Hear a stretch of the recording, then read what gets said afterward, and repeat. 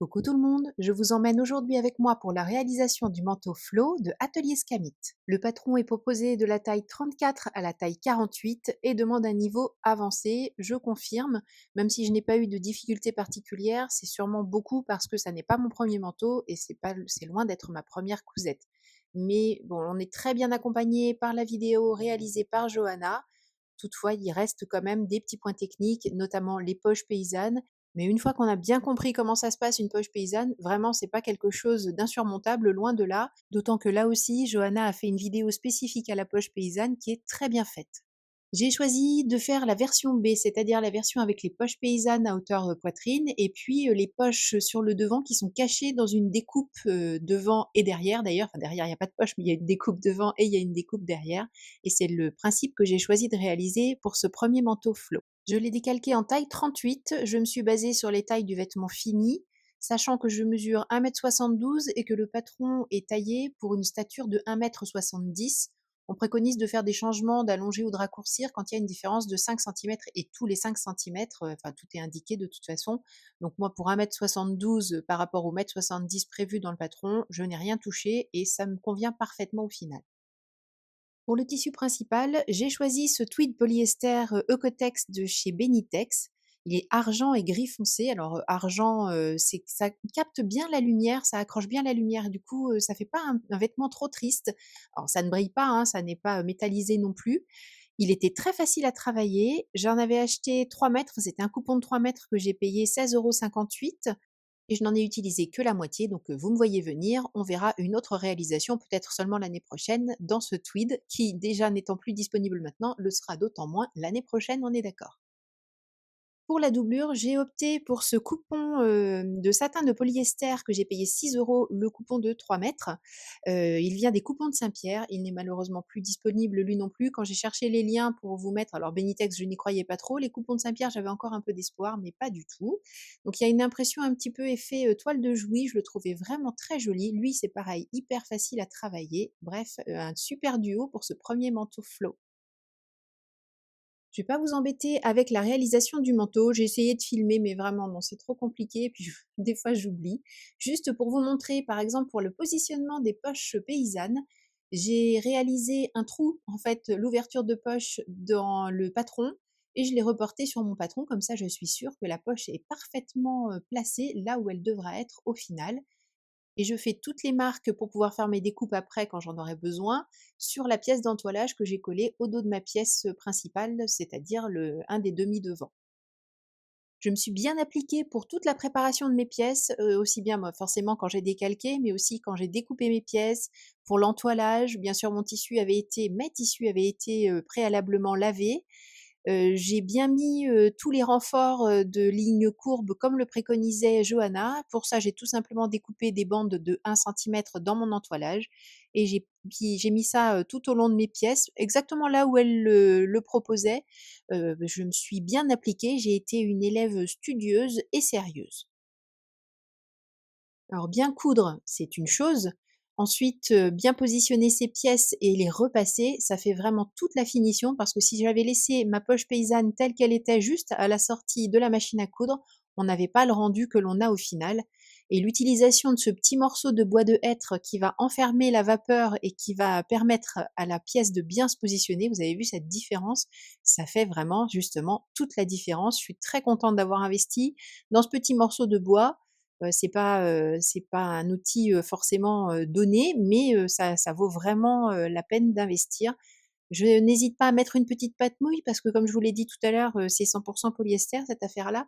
Donc directement sur le tissu, il aurait pas aimé du tout, mais avec la pâte mouille là, il y a aucun souci et puis à nouveau le petit morceau de bois et on a une poche paysanne très jolie et j'étais tellement contente de moi que j'ai partagé un réel sur Instagram et oui, on n'est jamais si bien satisfait que par son autosatisfaction.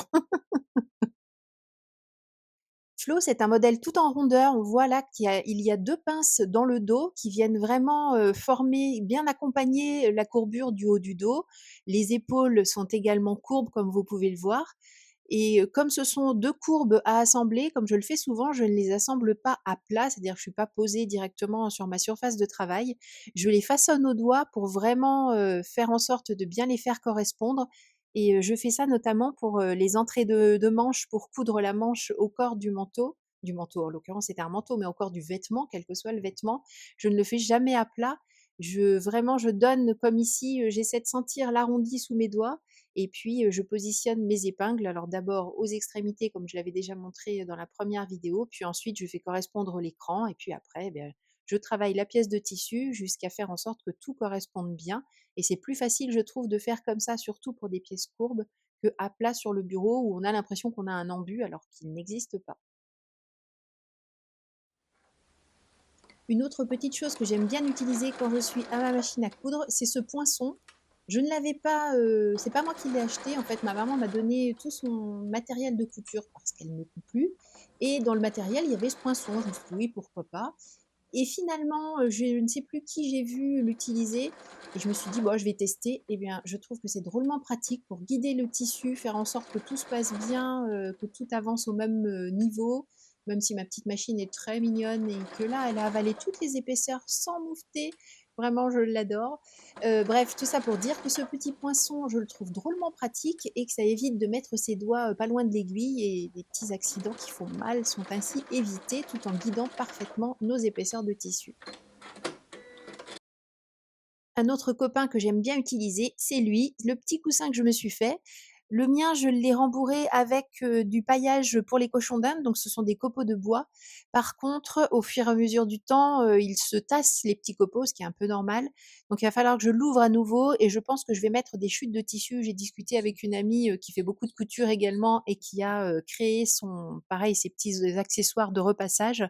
Et elle, elle a mis plein de chutes de tissu et elle me dit: «Il est très lourd, mais au moins il ne bouge pas, donc je vais suivre tes conseils Aurore et je vais réaliser, le rembourrage de mon petit coussin de repassage avec, des chutes de tissu». Pourquoi j'aime bien utiliser ça? Eh bien, tout simplement parce que vous voyez, là, comme je vous l'avais dit, la ligne d'épaule est courbe et à plat, ça n'a aucun sens. Là, au moins, en utilisant, cette épaisseur arrondie dans l'arrondi, eh bien, je vais avoir un joli repassage et je ne vais pas créer de plis, qui ne seraient pas du tout désirés.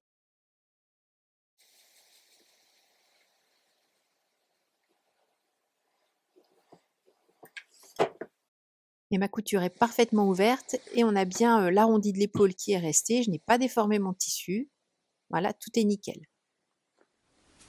On a bien avancé sur le manteau puisque j'en suis, à faire un petit point de couture à la main, sur, l'enforme du bas du manteau. Alors les cours voilà justement, c'est un lapsus révélateur. Les vidéos de couture de Johanna, les vidéos qui accompagnent chacune des réalisations sont de véritables cours de couture. On apprend le vrai vocabulaire. Là notamment, j'ai appris que baguer, c'était faire ce petit point à la main. Alors ces petits points à la main parce qu'en fait j'ai cousu tout le long l'enforme du manteau à peu près, à la moitié de sa hauteur sur le manteau lui-même, sur le dos, le devant et le dos, enfin peu importe, sur le tissu, qui se verra à l'extérieur en tout cas. Donc on prend, juste un petit fil du manteau, pour ne pas que ça se voie bien sûr de l'autre côté et on fait des grands points comme ceci et donc j'ai appris que cela s'appelait baguer. Un autre détail de ce manteau que j'aime beaucoup et qui rajoute au confort quand on le porte, c'est que l'on peut ajouter des poignets, élastiqués comme au bas d'un sweat par exemple. C'est une option que j'ai choisi de faire. J'avoue que quand j'ai acheté le patron, je ne l'avais pas vu et ça a été la jolie, surprise, enfin une des jolies surprises en lisant, le livret avant de commencer mon manteau, hein, parce que je fais toujours comme ça. Moi, je suis du style, de la team, je lis le mode d'emploi avant de me servir, de quelque appareil que ce soit. Donc, pareil pour les réalisations couture, pour éviter les mauvaises surprises et puis, pouvoir, bien, anticiper les éventuels problèmes de cousettes, je lis les petits livrets, voilà. Je suis, comme je le disais, une élève studieuse et j'avoue que donc, de faire ces petits, poignets de manches, avec le bord-côte, comme, en bas d'un sweatshirt, ça m'a beaucoup plu et au porté, c'est très agréable. Il y a pas de vent qui rentre dans les manches, c'est génial. Alors même si c'est pas un point hyper technique, comme on ne peut pas utiliser le bras libre parce que nos tours de poignet ne sont pas assez grands pour, faire la même taille que les bras libres de nos machines à coudre, peut-être que pour les débutantes, ça peut paraître un peu déroutant. C'est pas forcément évident de garder, toutes les épaisseurs, enfin tous les bords des tissus bien, bien alignés. mais il suffit d'aller doucement, on prend son temps, on vérifie que tout s'aligne toujours correctement et même si on n'est pas hyper expérimenté, il n'y a pas de raison que ça ne fonctionne pas en prenant son temps. Ça, c'est ce que je vous disais tout à l'heure, quand on monte une manche, forcément, on doit faire correspondre 2 courbes qui sont, à l'inverse l'une de l'autre. On a une courbe concave et une courbe convexe. Donc, j'ai bien d'abord aligné mes points de couture, puis tous mes crans et ensuite pour finir d'aligner, les 2 morceaux de tissu ensemble, vous voyez, je les travaille avec mes doigts comme ça et je donne l'arrondi que la pièce aura au final. De cette manière, c'est beaucoup plus simple de placer ses pinces ou ses épingles, peu importe ce que l'on utilise et on est sûr que les 2 arrondis, même s'ils sont, différents l'un de l'autre, seront parfaitement alignés et on résorbe tout l'embut comme ça très facilement et après à la couture, eh bien, on fait quand même attention à ce que les bords des tissus s'alignent correctement, à bien garder son centimètre de couture parce que là, j'ai été obligée de défaire, il y a un moment où je n'avais plus que 2 ou 3 millimètres d'un côté parce que j'ai pas, surveillé mon tissu du dessous. Donc vous voyez, même en essayant de faire le plus attention possible, il arrive qu'il y ait des problèmes et là, j'avais un souci, oui et non, c'est que comme j'ai enlevé la pince, mes tissus n'étaient plus correctement alignés et les arrondis ne se répondaient plus correctement, donc il a fallu que je refasse ce que j'avais déjà fait, précédemment. Mais on prend son temps et tout se passe bien. Je l'ai déjà dit 125 fois, je crois, dans cette vidéo. On prend son temps et tout se passe bien. Là aussi, j'ai pris mon temps pour, bien, épingler cette fois-ci. Quand ce sont des tissus fins et un peu fuyants, je préfère utiliser des épingles et pour l'épinglage, je prends mon tissu 2 fois et je prends mon très peu de tissu à chaque fois. Comme ça, je suis sûre que mes épingles ne vont pas se sauver et que tout va bien tenir, bien bord à bord. Donc, c'est, la technique la plus simple que j'ai trouvée pour, faire en sorte que tout reste aligné correctement. Bon voilà, j'ai quasiment terminé. On a une fois l'assemblage de la doublure fait, avec le reste du manteau, c'est assez particulier, je trouve, c'est rigolo. J'ai déjà donc comme j'ai dit réalisé plusieurs fois des manteaux, mais je me souviens pas d'avoir, utilisé cette technique de retournement par la manche. Donc on laisse une ouverture dans la doublure de la manche et on retourne tout par ce petit passage et je trouve ça assez rigolo. Je vous ai fait quand même quelques prises de vue dehors ce matin. Il s'est mis à pleuvoir juste après, donc il était grand temps que je rentre, juste pour vous montrer le manteau, porté dans une vraie situation d'extérieur. On ne rechigne devant aucun sacrifice.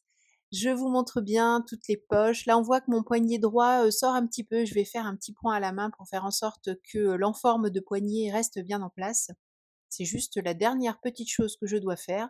Donc là, je m'aperçois que mon bouton, le dernier, n'est pas positionné correctement, mais vous verrez après, que je l'ai déplacé. Et voilà, quoi vous dire de plus si ce n'est qu'on est très bien dans ce manteau, que j'en suis vraiment contente, mais ça je vous le redis encore 50 fois derrière, donc vous l'aurez compris. Je trouve qu'il tombe bien, on voit pas vraiment le fait que ce soit 2 empiècements différents pour le haut et pour le bas. Ça tombe plutôt bien parce que c'était un des points qui me chiffonnait un petit peu, je me demandais ce que ça allait donner, mais en tout cas dans ce tissu-là, ça ne se voit pas. Et les fameux petits poignets anti-vent à l'intérieur des manches que j'adore vraiment beaucoup. Me voilà face caméra pour terminer cette vidéo. Je tiens mon petit micro pas loin, j'espère que vous entendrez quand même ce qui se passe, mais quand je l'accroche sur mes vêtements, ça fait une voix tout étouffée, on n'entend pas bien, donc voilà, je vais le tenir à la main, même si ça fait tout petit reporter vu d'ici. Ça fait partie des choses que je dois encore améliorer, comme je vous l'avais dit, mais j'espère qu'on est ensemble pour un petit moment, donc j'ai encore le temps de faire toutes ces améliorations. Donc j'ai le manteau juste à côté de moi. Euh, je ne sais plus vraiment ce que je vous ai dit, pas dit. En tout cas, je vais faire une conclusion, hyper positive parce que je suis très, très contente de cette cousette. Je suis très contente du résultat. Je voulais cet effet boule, je ne suis pas déçue parce que la coupe est faite comme ça. Il est oversize, mais il n'est pas, ridiculement grand. Je trouve qu'au porté, on a bien la place de s'exprimer, on a la place de mettre un gros pull en dessous, mais il n'est pas pour autant démesurément grand et pas forcément avec un joli tombé. Je trouve que là, tout est nickel et bien pensé, comme d'habitude chez Atelier Scamit. En tout cas, c'est ce que je pense. Euh, j'ai mis une petite étiquette avant que j'oublie justement de chez Atelier Scamit. J'ai mis pour fermer 5 petits boutons et j'ai utilisé les boutons que je vous avais présentés dans ma vidéo sur le site Les Trouvailles de Mariella. Donc comme je vous l'avais dit, je les trouve vraiment très jolis. Et là avec ce tissu alors il est dit argenté comme je vous l'ai dit, c'est surtout qu'il accroche bien la lumière. Il est pas brillant pour autant, hein, mais il est lumineux et ça ne fait pas, même s'il est gris, du coup, on n'a pas un manteau triste, et avec les petits boutons là, c'est parfait, c'est exactement, ce qu'il fallait.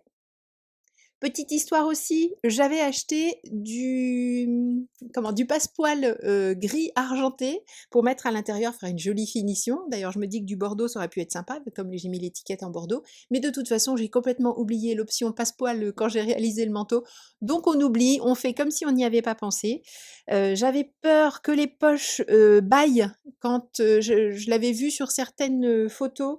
Je trouvais que les poches bâillaient un petit peu, alors pas les poches paysannes, hein, les poches, qui sont, dans la découpe du devant et pas du tout. Alors c'est peut-être parce que mon tissu se tient particulièrement bien, et puis de toute façon, le patron est très bien conçu. C'était un petit peu particulier ce montage de poche, c'était très intéressant, à réaliser. J'ai encore appris plein de choses avec ce patron. Donc elle ne bâille pas et c'est pour ça, je fais finir ce que je commençais à dire, que j'avais fait, les doublures de poche, enfin les fonds de poche dans le tissu principal en fait et pas dans le tissu doublure justement. Donc j'aurais pu éventuellement utiliser le tissu doublure mais je regrette pas du tout, de l'avoir fait dans le tissu principal. Il est épais mon tissu mais pas hyper épais non plus donc ça va, ça se tient bien et ça s'est bien passé au niveau des épaisseurs, à gérer au moment de la couture. Je crois que je vous l'ai dit au début mais j'ai réalisé une taille 38. Le patron, je crois, oui, je crois que je vous l'ai dit, il est prévu pour une stature 1,70 m, je fais 1,72 m, donc je n'ai rien modifié. Une fois de plus, c'est tombé nickel. Je crois que de toute façon, maintenant je sais qu'en faisant un 38 chez Atelier Scamit, en tout cas en ce qui me concerne, au niveau longueur de manche, longueur de buste, tout est nickel, je n'ai rien à retoucher. J'avoue que quand on a trouvé une marque de patron que l'on connaît bien et que l'on sait exactement quelle taille réaliser, ça va vite, on est content, on se pose pas de questions, on fait et puis c'est tout. Pour les pantalons, c'est un petit peu plus compliqué parce que, j'ai une taille assez marquée, des hanches un peu larges, donc forcément je suis toujours entre, plusieurs tailles. J'ai fait l'année dernière le pantalon californien d'Atelier Scamit, et j'ai fait pas mal de modifications et d'ailleurs j'ai pris, la grande résolution, ouais, ce début d'année, j'ai pris des résolutions. Résolution numéro 1, faire un pantalon de base. Pour ça, j'ai acheté un livre, je vais vous le montrer. J'ai acheté ce livre, je trace mes patrons, le pantalon, construction et transformation, donc qui aide déjà à faire le pantalon de base pour savoir ce qui nous va au niveau de la fourche, comment elle doit être creusée, enfin bref, tout un tas de choses, et puis comment faire les modifications sur un patron du commerce. Donc j'espère que je vais y arriver. Vu l'épaisseur du truc et tout ce qui est à savoir, je vais pas vous donner des nouvelles tout de suite, tout de suite. Et puis j'ai prévu aussi de me faire la blouse de base, enfin un patron de base pardon pour le haut. C'est parce que voilà, j'ai acheté aussi forcément, hein, je suis fidèle à Atelier Scamit ou pas, j'ai acheté le livre de Johanna, Ma blouse sur mesure et là c'est pareil, j'ai décidé de me faire vraiment un patron de base sur lequel je mettrai la bonne largeur d'épaule, la bonne carrure, la bonne hauteur de manche, la bonne hauteur de pince et faire en sorte de pouvoir ensuite superposer ce patron de base avec les patrons du commerce, autres que Atelier Scamit, puisque là je sais que ça convient. Et ça me permettra comme ça d'être plus sûre de ce que je fais, de ne pas avoir des épaules qui tombent, de pas avoir, voilà. Ce sont mes bonnes résolutions pour 2025, essayer de faire des choses vraiment sur mesure.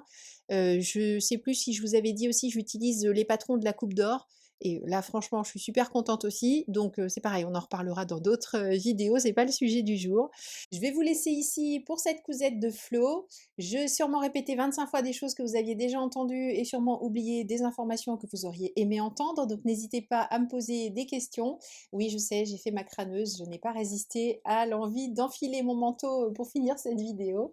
Comme ça, vous le voyez encore un petit peu porté et vous pouvez, maintenant que je vous ai dit par rapport aux histoires de carrure et tout ça, vous faire une idée. Je vais arrêter, comme je le disais. N'hésitez pas pour les questions, j'essaierai d'y répondre le plus rapidement possible, ce qui me fait penser qu'il y a plein de commentaires auxquels je n'ai pas répondu sur la vidéo d'avant, c'est pas bien. Merci beaucoup d'avoir suivi cette vidéo. Je vous donne rendez-vous bientôt pour une nouvelle réalisation. D'ici là, prenez bien soin de vous, cousez et partagez autour de vous. Bye bye!